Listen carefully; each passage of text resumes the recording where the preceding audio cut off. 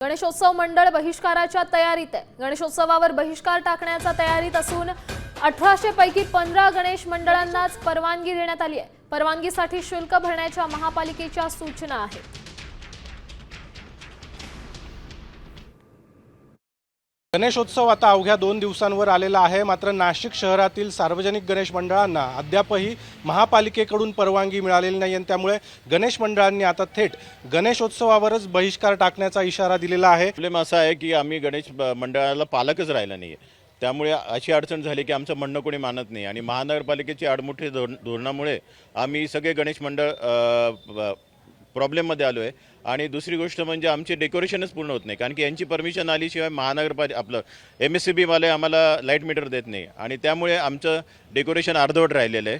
आणि यांचं आडमुठे धोरण असं आहे की बा गणेश मंडळांनी त्यांचे शुल्क त्यांनी लावलेले आहे, मंडपाप्रमाणे शुल्क लावलेले आहे आणि गेटप्रमाणे शुल्क लावलेले आहे, ते आम्ही भरू शकत नाही। आणि यावेळेस पूर्ण महाराष्ट्रामध्ये महोत्सव डिक्लेअर केला आहे, गणेश महोत्सव डिक्लेअर केलेला आहे आणि त्याच्यामध्ये शुल्क आकारणी करू नये असं डायरेक्ट दिलेलं आहे।